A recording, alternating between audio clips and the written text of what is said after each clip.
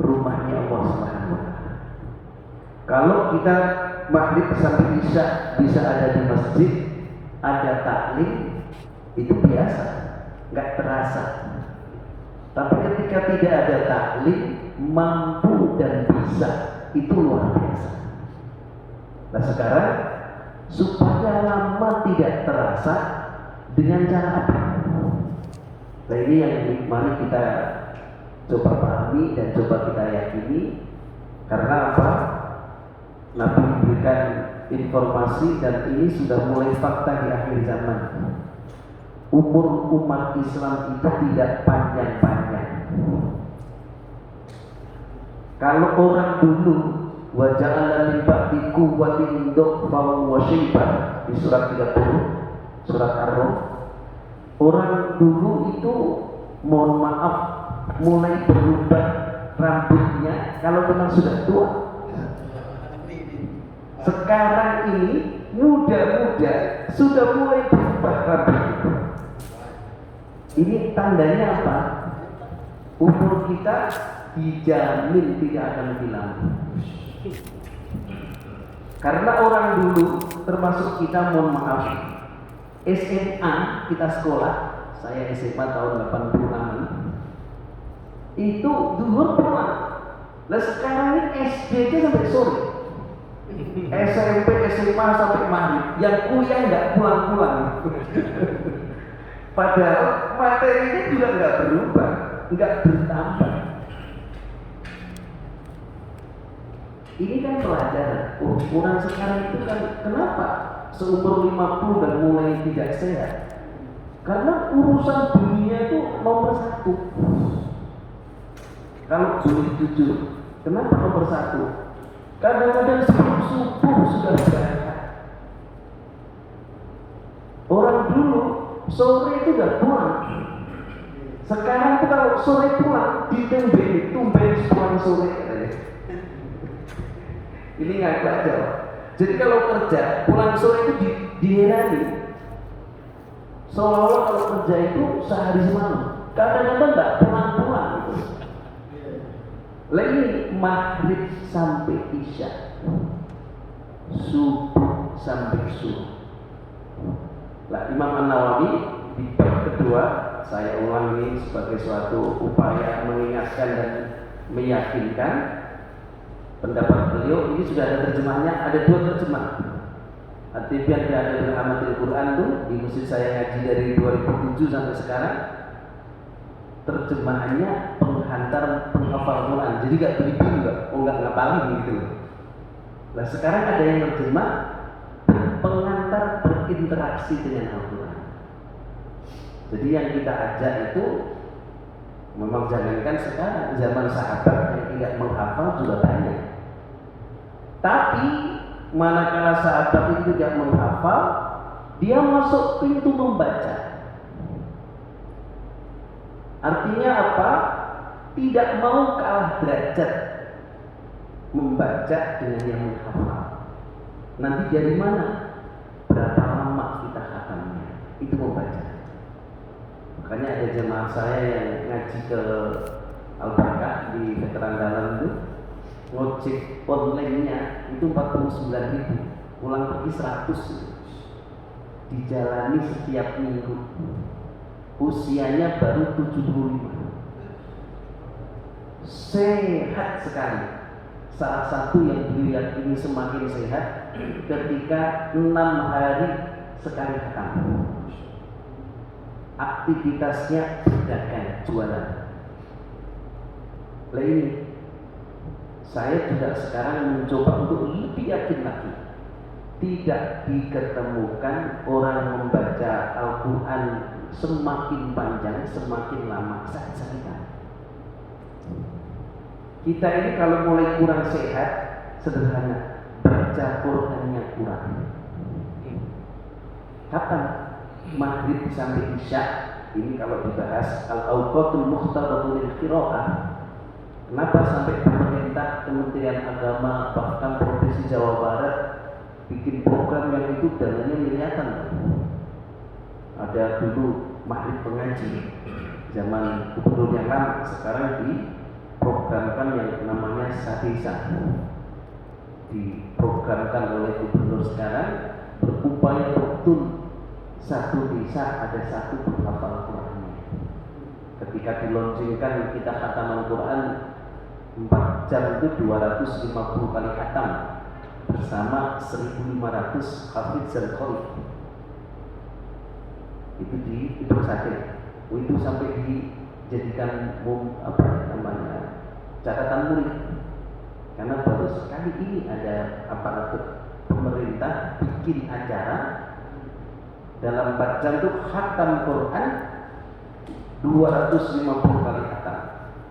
Jadi satu orang baca 5 juz. Kalau orang biasa ngaji 5 juz sudah gak lama. Catatannya tidak ngantuk. Karena masalahnya kita ini jangankan 5 juz, ngaji 1 juz saja Qurannya ngaji sendiri. Kita sudah ketiduran. Lainnya rahimahullah yang disampaikan oleh Imam Nawawi, siapa Imam Nawawi? Rujukan pertama dan paling utama dalam mazhab Syafi'i dalam hal Ahlus Sunnah wal Jamaah. Dan nanti saya akan bawa sedikit, nanti kalau suatu saat saya bawa tafsirnya Dr. Wabah Zuhaili yang menjadi salah satu rujukan tafsirnya dalam lomba tafsir bahasa Arab tingkat nasional dan tingkat internasional. Dari sisi ulum tilawah, ilmu mengaji. Nah, yang paling luar biasa sebenarnya di Kota Bekasi ini ada yang ahli qari benar, ilmunya luar biasa. Kiai Haji Doktor Bukhari Salafi MA, orang Bekasi asli, lebih muda dari saya karena lahirnya 71, yang menjadi penerjemah Raja Salman ketika di Indonesia. Itu dulu tugasnya keliling dunia. Jadi bagaimana ngaji di Asia Tenggara, bagaimana beliau ada di Afrika, bagaimana beliau ada di Eropa. Bahkan ketika ngisi di Al-Barkah itu saya yang imam, Ustaz, saya terima telepon sebentar ya. Silahkan ya. Saya pikir ya paling orang Jakarta. Ini teleponnya dari Aljazair Ustaz. Disuruh jadi pembicara internasional mewakili Indonesia. Itu ahli Quran benar, ahli tafsir benar. Nah itu cerita bagaimana tilawah di Nigeria, bagaimana tilawah di Aljazair, bagaimana tilawah di Mesir. Tidak akan pernah sama dengan yang ada di Saudi. Termasuk kita di Asia Tenggara, khususnya Indonesia. Nanti akan ketemu ketika kita ini mengaji taraki. Kalau bahasa pondokan, sorokan. Anda ngajinya sama siapa? Makanya dalam dunia tahfidz, kalau seseorang selesai akan diberi sebuah sertifikasi kalau istilah sekolahnya. Mengajinya dari siapa? Ini dari mana? Nanti sampai an Ali bin Abi Thalib, an Ubay bin Ka'ab, an Rasulullah sallallahu alaihi wasallam. Saya dulu pas di Jogja pada posisi yang ke-39 dari sanadnya. Hadirin rahmatullah, beliau sampaikan an-qira'atul Qur'ani, bahwasanya membaca Al-Qur'an itu afdalu, lebih baik minat tasbih wa tahlil wa ghairihima minal arkan. Mengaji, membaca Quran lebih baik dari zikir. Apalagi nanti kalau bicara ada tilawah, beda dengan ada berakar. Karena kalau mengaji ada adab-adabnya. Ini nilai yang ketiga kalau dilombakan. Yang pertama tetap mujawabnya, tentang tajwidnya, baru fasohahnya, fasihnya, baru ada tilawah. Lainnya rahimahumullah.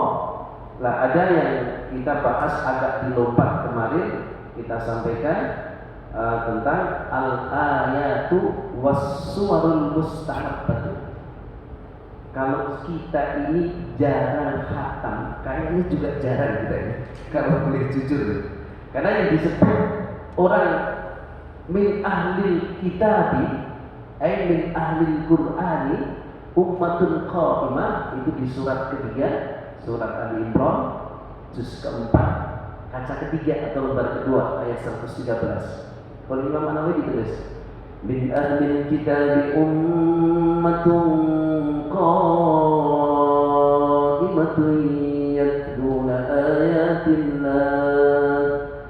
yatluna ayatillahi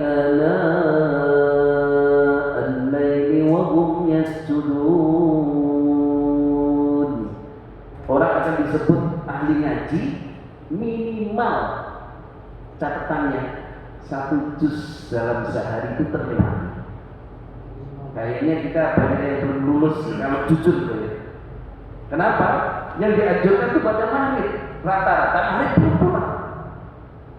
Ketika maghrib belum bisa, sebelum tidur duluan.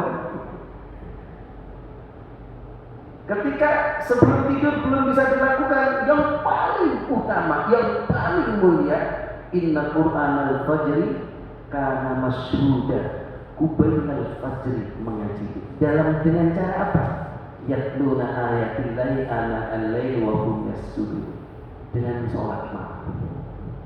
Jemaah saya yang mohon maaf tidak senang menghafal, yang saya ngaji dari 2007 sampai sekarang ini, mulai dibeli itu yang standing Quran itu ya, ada kan di Facebook itu, masya Allah, walaupun terbata-bata, sekarang 1 juz lewat. Kapan? Kalau memang dicoba, kalau misalnya maaf di masjid kurang nyaman, ya di rumah. Dia itu boleh dipanjangkan, karena waktunya tergantung kita. Kalau qobliyah, ya sesuai dengan timer qomatnya. Saya itu kadang-kadang sholat sunnah qobliyah nggak pakai surat, tinggal 1 menit setengah.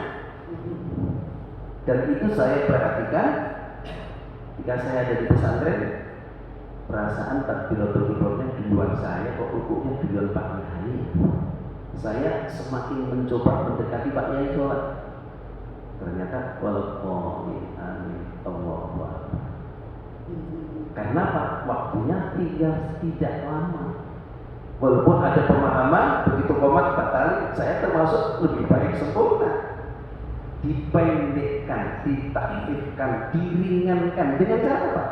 Pak, suratnya nggak usah dibaca, langsung rukuk.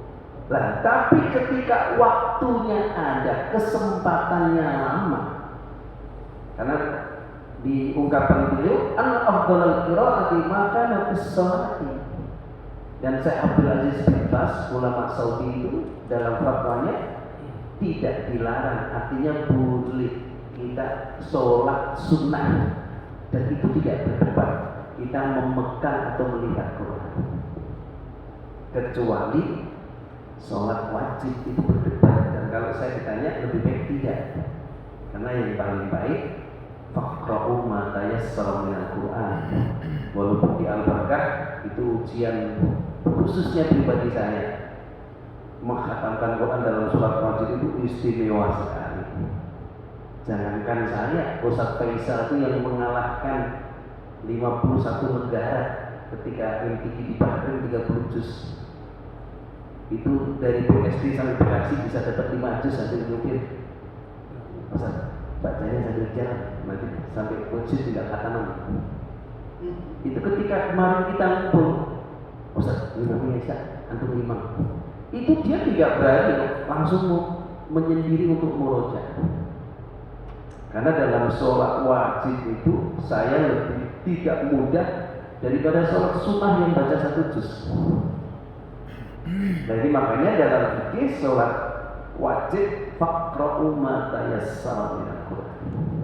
Nah ini hadirin rahimakumullah, mari kita berlomba syukur waktu ketika masih diberi waktu, maghrib sampai isya, tapi utamanya di masjid. Kenapa? Di masjid ujian iman. Kalau di rumah setannya kebanyakan, setan bini, setan anak, setan HP, setan makan, apalagi hari libur, diajak makan kuat.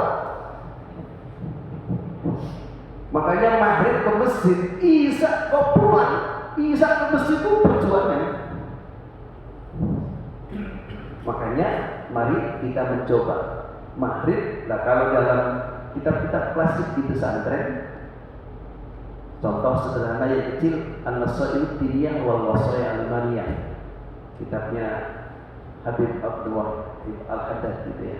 Itu dikaji di pesantren untuk marhalah awalnya. Nah, ternyata di kitab yang kontemporer, kitabnya Dr. Wahbah Zuhaili, Al-Fiqhul Islami wa Adillatuhu, itu 10 jilid besar sekali itu. Saya beli tahun 92, 400 rial. Tahun 92. Saat itu 1 rial cuma di bawah 500. Sekarang 1 rial hampir 4.000. Kitab itu belum diterjemah, tapi Malaysia sudah terjemah. Indonesia sudah ada terjemah, cuma baru 2 jilid dari 10 jilid. Nah ini beliau juga membahas ba'da maghrib itu ada banyak sholat sebenarnya. Kalau kita ingin menikmati sholat, makanya dalam Sunan Ibnu Majah diketemukan man sholat sitta raka'atin, barang siapa sholat 6 rakaat. Nah, nanti yang menjadi perbedaan pemahaman 6 rakaat itu apa? Ba'diyah, awabin, sholat taubat atau sholat hajat. Itu diapresiasi bagian ibadah 12 tahun. Nah, saya itu mendapatkan ini ketika saya masuk Jogja tahun 90 sampai 2001. Dua kiai saya yang saya kagumi betul tidak pernah meninggalkan 6 rakaat walaupun sibuk, walaupun acara seperti apapun. Kalau acaranya pendek, beliau pendekkan betul. Tapi ketika waktunya panjang, beliau panjangkan betul. Karena apa? Sholat ngaji dalam sholat itu tidak bisa digugat. Kalau boleh saya cerita, mohon maaf kalau tidak tepat, anak saya itu tidak berani menggoda saya ketika mau minta uang. Wah, ayah masih sholat, usia masih 3 tahun. Tapi kalau ngaji di luar sholat, Qurannya diambil ditutup, Pak. Minta uang ya. Tapi kalau sholat, saya taruh walaupun tidak saya lihat, tapi saya tuh kalau lupa gitu, ayah masih sholat, dia pergi lagi. Dia datang, masih sholat, apa benar? Paling cuma ngomong gitu. Lah ini tanpa kita sadari apa yang terjadi, kita ini bisa berlama-lama bersama Allah.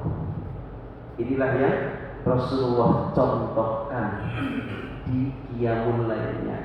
Dan saya alhamdulillah ala kulli hal belum lulus, walaupun pernah mencoba, tapi tidak di Indonesia. Ketika ada di Saudi Arabia, entah kemana-mana, 1 juz 1 rakaat itu, begitu rakaat kedua saya baca dulu, ternyata kaki saya udah gak kuat. Rasulullah itu Al-Baqarah 1 rakaat, Masya Allah, itu saya bisa nangis gitu. Saya mau ngandalin apa? Ketika Rasulullah itu yang dijamin surganya, lama betul sholat.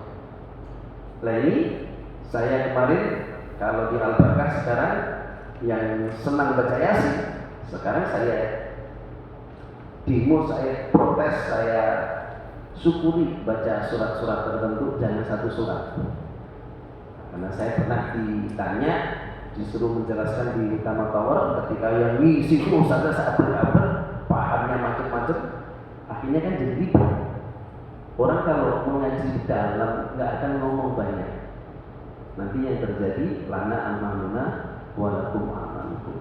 Di kitab An-Nawawi itu diketemukan di bab ke-8 al-ayatu was-suwarul mustahabbatu fi awqatin wa ahwalin mahsusatin. Kalau bicara waktu, mundur di bab ke-7, kapan waktu yang dianjurkan? Al-qira'atu bainal maghrib wal isya'i mahbubatun. Makanya Indonesia, Kementerian Agama sampai membuat suatu program maghrib mengaji, termasuk pemerintah Kota Bekasi zaman wakilnya Pak Ahmad Saiku.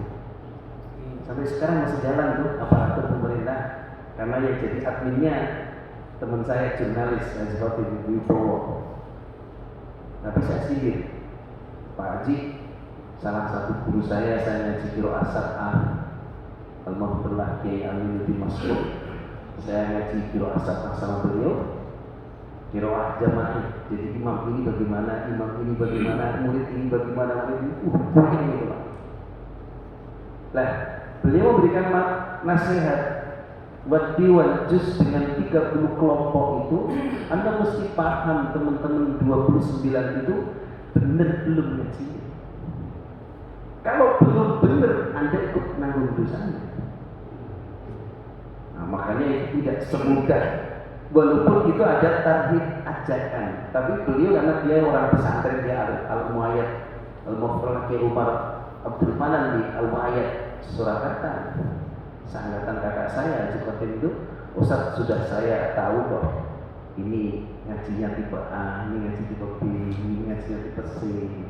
Lah, kesalahan atau kekeliruan kita dalam membaca infiradi sendiri itu dimaafkan, dihapuskan ketika kita punya waktu, punya kesempatan ta'allamul Qur'an, belajar mengaji.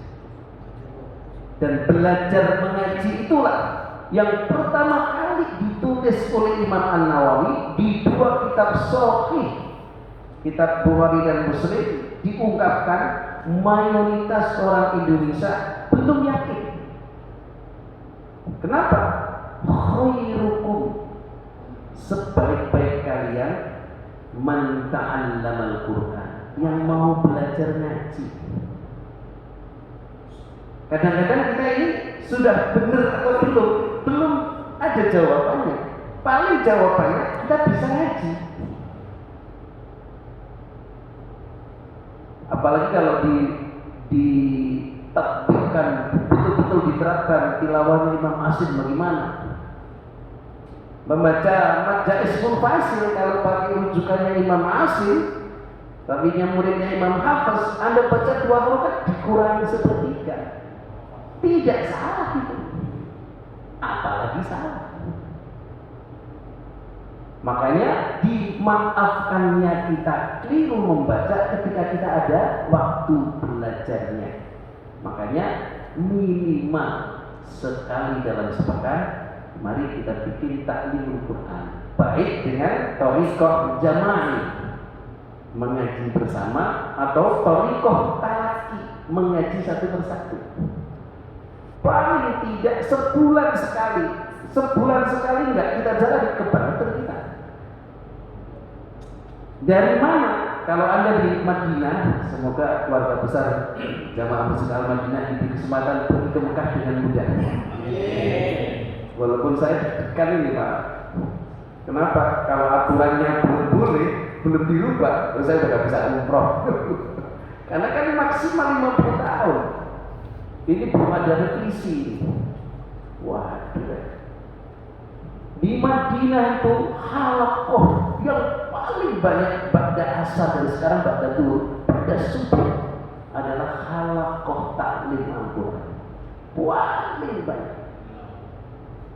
Halaqah taklim hadis hanya beberapa. Dan kalau diperhatikan, saya kadang-kadang ajak jamaah lihat, kan ada tulisan di di dinding itu, halaqah taklim Quran, as-suwarul qasirah, surat-surat pendek. Kenapa? Mayoritas kita ini kalau sholat pakai suratnya pendek. Dan yang kalau kita ngaku suratnya nggak ganti-ganti. Ngaku aja ini. Baik jamaah di masjid, jamaah di rumah, sholat sendiri, suratnya nggak ganti-ganti. Padahal ada 114 surat. Makanya saya motivasi jamaah-jamaah itu, Pak, luar biasa. Nanti Al-Quran itu mustahil tidak ada efeknya. Kemarin kita khatam yang ke-22 kali dari tahun 2010. Di zaman online itu tidak mengkaji hadis Sahih Muslim, tapi ada dalam kitab enggak? Beliau menerangkan, menyinggung tentang tarhib, himbauan untuk senang membaca Quran. Lainnya dirahimahullah, kita ini, saya karena aktivitas saya hanya taklim di mana-mana ngajak orang senang baca Quran. Kalau nggak mau menghafal Quran. Tapi kalau boleh ta'atus binikmah, saya yang belajar syukur juga untuk tidak kalah. Tapi saya masih kalah. Ada jemaah al-barakah itu yang kos, anak istrinya di Bandung, dia pulangnya sebelum pandemi itu Jumat, sekarang pandemi itu Kamis pulang. Sudah 12 juz menghafal dan sudah ditasbih 10 juz. Dan yang luar biasa, Ustaz, saya sudah coba 1 juz saya dapat 2 rakaat saya dapat 1 juz. Masya Allah. Wah, saya masih kalah. Saya setiap minggu sekarang ke rumah saya. Sekarang bacaannya 1 juz di rumah saya. Karena sudah 10 juz. Jadi ngaji di Al-Barakah, murojaahnya ke rumah. Sekarang tuh dia malah diberkahi beli mobil baru. Ustaz, ketika saya banyak ngaji, Allah mudahkan urusan saya. Nah ini orang Indonesia belum yakin semuanya. Kenapa? Ngaji lamanya belum dicoba. Yang ada tetap ngaji tapi belum pernah lama.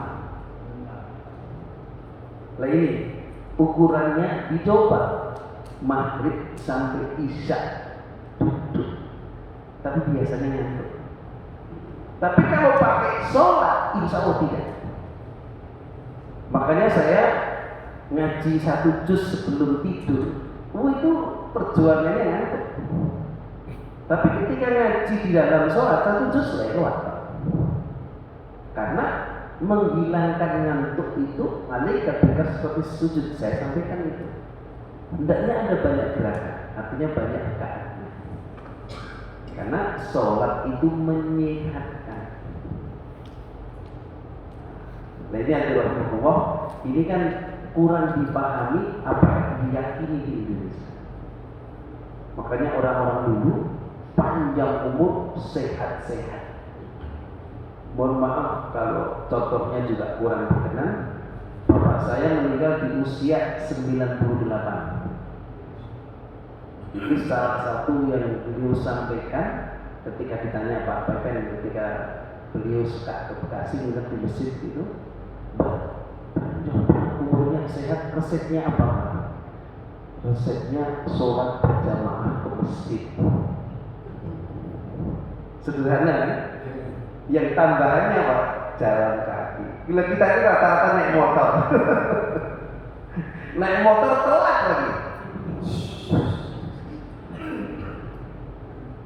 Padahal saya itu bisa turun 3 kilo rata-rata kalau lagi di Saudi. Kenapa? Kan jauh sebelum sholat udah berangkat. Apalagi kalau hotelnya di Jabal Omar itu. Pokoknya kilo-kilo setiap hari itu. Dan kita itu selalu ada 2 hotel. Karena ada yang minta fasilitas high class, ada yang minta fasilitas under class. Kan harus dilayani semua. Nah, tapi Masya Allah, habis tawaf sehat. Lainnya akan Allah, malam ini dicoba. Ada kalau surat pertama, karena saya ngaji di Jogja, kalau dipahami dari penafsiran dan pemahaman, disitulah diketemukan. Karena kemarin saya ikut Sadisa Diklat di Jawa Barat, ketemu Kiai Haji Lukmanul Hakim Imam, mutakharij dari pondok pesantren Madrasatul Quran Kebunyung. Itu kalau murojaah tidak lancar, berdiri kaki 1. Nah, kita berdiri 2 kaki aja lama belum jalan. Dan itu di Madinah ada. HP saya alhamdulillah rusak. Jadi saya kalau pagi setelah subuh itu nggak pulang. Apalagi kalau saya puasa, saya cek beberapa yang nggak pengen cepat pulang.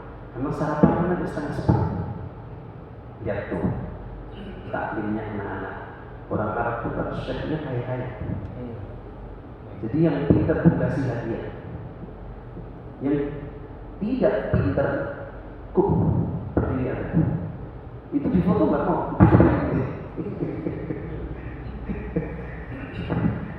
Sopirnya orang Indonesia gitu, di luar. Mas, itu bener anaknya Syekh lagi ngaji taklim. Nah ini apa? Luar biasa ukuran iman itu maghrib sampai isya di masjid mengaji. Karena kalau zikir, jujur aja termasuk saya bukan seorang ahli thariqah. Saya tidak beriman thariqah. Kalau bapak saya itu thariqahnya betul-betul, jadi zikirnya tok aja sampai isya itu. Ngajinya habis isya. Pulangnya makannya habis isya.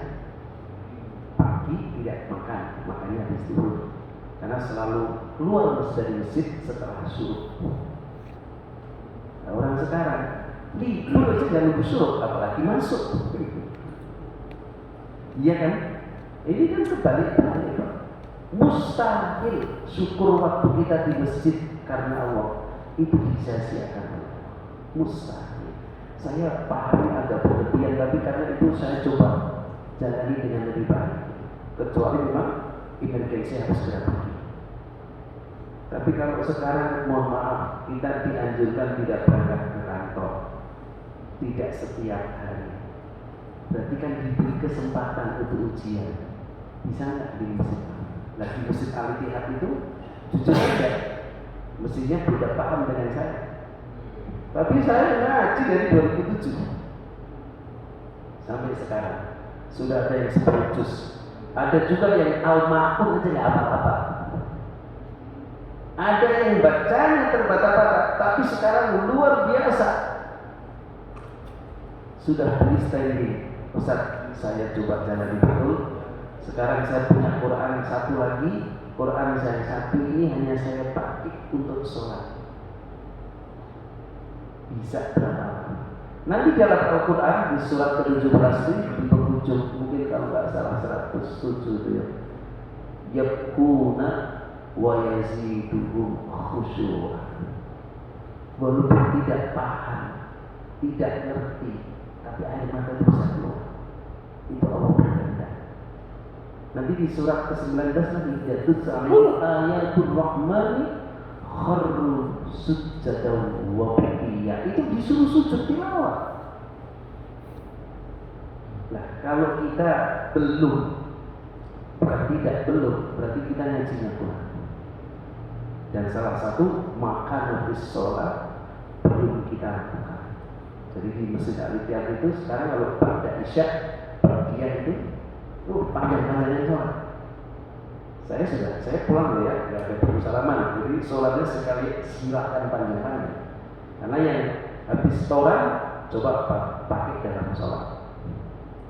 Misalnya 255, 256, 257. Nanti rakaat kedua 284, 285, 286. Apa ini? Lama tidak terasa. Kemarin di Al-Barakah yang sudah setoran Yasin hafal, dicoba di sholat. Sudah saya coba Ustaz 6 rakaat. Kenapa? Yasin itu kalau Qurannya 15 baris 3 lembar. Jadi serakaat satu kaca. Nanti kalau sudah mulai tidak terasa, dicoba 2 rakaat. Kalau sudah mulai tidak terasa, dicoba 1 rakaat. Walaupun sambil setengah lihat. Apa ini yang didapatkan? Lama tapi tidak terasa. Jangan sampai hari ini kita masih ada, kita masih punya pemahaman terasa lama sholat kita. Berarti mengajinya belum nyampe hati. Karena kalau ngaji sudah sampai hati, kita tidak ingin itu segera berhenti. Nah ini yang perlu introspeksi. Sudahkah itu kita dapatkan? Nah, di surat kedua ini boleh dibuktikan ya, karena saya kemarin diajak jamaah saya ke Singapura hanya untuk baca Quran. Saya ditawari Ustaz kemana? Enggak Pak, saya di sini hanya niat tengok dan baca Quran. Ya nanti kalau sudah saya antar ke bandara lagi. Begitu sampai bandara nyesel juga. Kenapa saya tadi tidak coba minta diantar ke masjid di Singapura? Karena katanya di Singapura ada masjid yang lumayan bersih dan mungkin bisa kita copy paste untuk diterapkan di Indonesia. Karena rata-rata kita ini terbalik gitu. Masjid-masjid kita belum bersih benar, bukan berarti kotor, belum bersih benar. Bahkan kadang-kadang terbalik.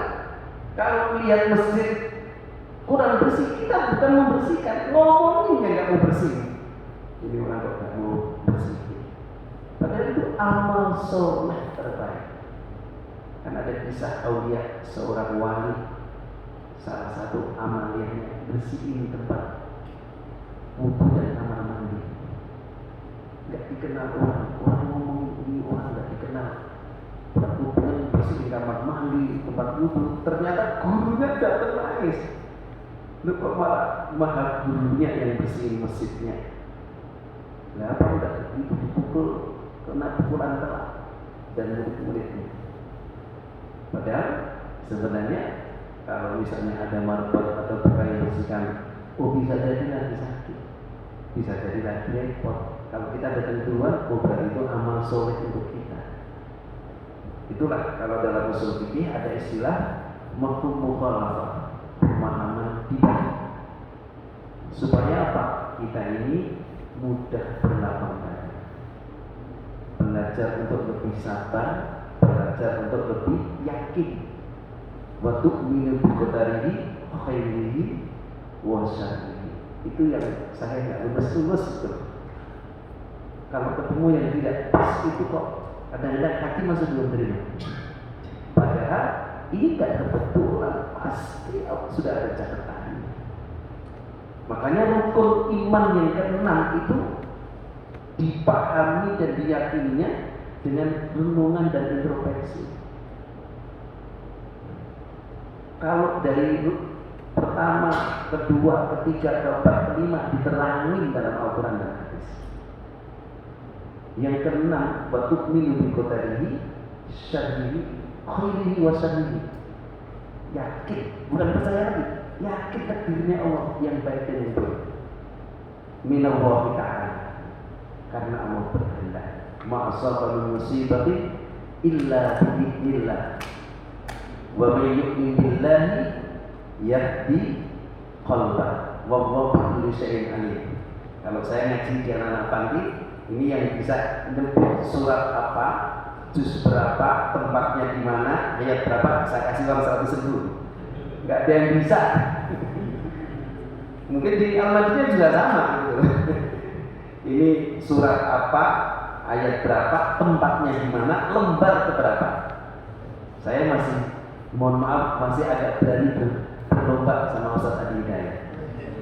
Tempatnya di mana, ayatnya berapa, surat keberapa aja, lembar keberapa. Saya masih berani. Tapi kalau hati saya sudah nggak tahan. Karena saya di waktu umur senja saya yakini bagaimana berlama-lama bersama Al-Quran lama tidak terasa. Itu aja. Saya sudah berpikir ya kalau umurnya masih lama, kalau tidak mau apa? Surat Al-Baqarah itu di tafsir mutaqaddimin, apalagi tafsir mutaakhir, tafsir kontemporer, itu selalu diawali fadlus surat, keutamaan surat dalam Al-Quran. Al-Baqarah itu cuma 24 lembar. Kalau Qurannya 15 baris. Cuma 2 juz setengah kurang 1 lembar. Rasulullah 1 rakaat. Itu keutamaannya menolak sihir, menolak gangguan. Salah satunya. Makanya orang yang renovasi rumah, kan berarti kita nggak tempatin. Pindah rumah, saya kalau ditanya bacain apa Ustaz? Kalau syukur benar kata itu, kalau belum bacain Al-Baqarah. Hadisnya menyebutkan la taj'alu buyutakum maqabir. Jangan kau jadikan rumah kamu itu kuburan. Inna syaitana yanfiru minal baitil ladzi tuqra'u fi suratul Baqarah. Rumah itu tidak akan pernah diganggu oleh gangguan, oleh setan, akan selalu lari dari rumah yang dibacain Al-Baqarah sekali baca. Jadi ini kan perjuangan. Jadi Alif Lam Mim. Nanti kalau yang mau ke Al-Baqarah boleh. Saya kemarin ada jamaah umroh beli Qurannya nggak lihat-lihat. Jadi ketika talaki sama saya, fi qulubihim maradun fazadahumullahu marada wa lahum adzabun alimun bima kanu yaktubun. Itu Imam Asim, tapi ketika Imam Nafi, wa lahum adzabun alimun bima kanu yaktubun. Baca? Enggak Ustaz, saya bacain. Coba saya lihat Qurannya. Oh iya ya. Bima kanu yaktubun. Saya lihat covernya itu tilawah An-Nafi Al-Madani. Terus rawinya Imam Khalid yang hidupnya di Madinah. Itu Bismillahirrahmanirrahimnya tidak ditulis ayat 1. Ayat 1-nya Alhamdulillahirabbil alamin. Ayat 7-nya Siratal ladzina an'amta 'alaihim. Itu ayat 6, wa maghdubi 'alaihim waladdallin. Jadi kalau Quran kita bismillah itu ayat 1. Nanti siratal ladzina an'amta 'alaihim wa maghdubi 'alaihim waladdallin baru ayat 7. Alif lam mim bukan ayat 1. Jadi alif lam mim dzalikal kitabu la raiba fihi hudan lil muttaqin baru ayat 1. Nanti baru ketemu ada hadis man qara'a asyra ayatin. Barang siapa membaca 10 ayat arba'an fi awwaliha, 4 ayat di depan, yaitu dari nanti 4 ayat itu sampai mana? Wa ulaika humul muflihun. Berarti dipakai rujukannya kitabnya Imam Nafi. Qurannya rujukannya Imam Nafi. Itu sudah masanya bukan masa sahabat. Nah ini makanya ngaji itu perlu sanad, perlu runtutan ngajinya dari mana. Nah ini adalah rahmatullah. Dicoba lah, kalau tidak bisa, saya itu sampai ada cerita di Cimahi, jamaah saya itu yang akhirnya yang saya datang ke Singapura meninggal juga. Tapi itu koma, saya baca Quran Al-Baqarah simat, bisa bangun, bisa ngomong, kurang kaget semuanya. Nah, coba aja Anda baca surat 28, surat 13, surat apa? Surat Al-Quran. Ditanya nggak dijawab. Surat 13, surat Ar-Ra'd. Di ayat 31, itulah yang saya sampaikan di mana-mana. Walau anna Qur'anan sayyirat bihil jibalu au qutti'at bihil ardu au kullima bihil mauta. Orang mati aja bisa bicara. Itulah Al-Quran. Dahsyatnya Al-Quran. Gunung bisa hancur, bisa terbelah. Tapi anehnya hati kita bergetar. Berarti hati kita masih keras gitu. Makanya Imam Ibnu Hajar Al-Asqalani itu kenapa dikenal dengan Ibnu Hajar? Karena diberi sadarnya ketika memperhatikan batu ditetesin air, lama-lama dekok. Dekok itu apa ya? Dekok bahasa Indonesia apa?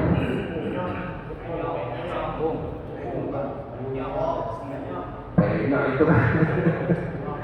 Makanya banyak bahasa Indonesia tidak bisa dibahasai, bahasa Jawa tidak bisa diindonesakan. Termasuk kuburan truk itu kan tidak bisa dibahasa Indonesakan. Saya nanya di mana-mana nggak bisa jawab itu. Kuburan truk itu nggak ada bahasa Indonesianya. Ya, itu adalah Allah. Kalau nggak bisa pakai kaset. Niatin ya, oh pingin rumah saya ini dengerin. Tapi dengerin itu bagaimana caranya? Surat ke-7 204 rujukannya.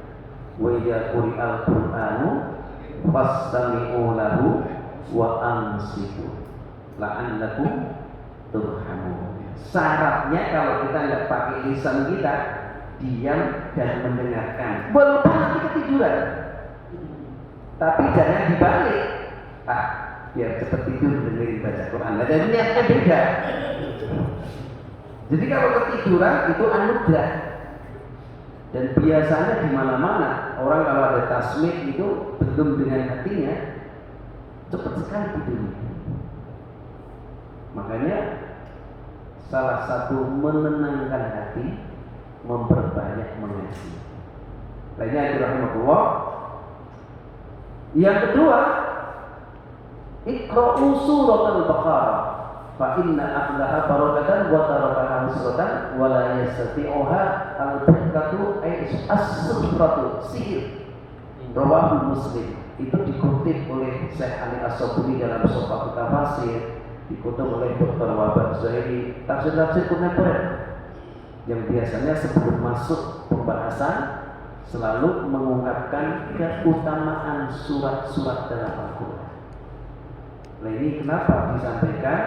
Karena Al-Baqarah ini kalau tidak senang ngaji, nggak lewat-lewat. Tapi yang senang baca Yasin, ini di bab ke-8 ini, sekarang Al-Baqarah jalani. Wa yanbaghi ayyuhafidha ala qiraati Yasin wal waqi'ah wa tabarakal mulk. 3 surat paket ini. Jadi 36, 56,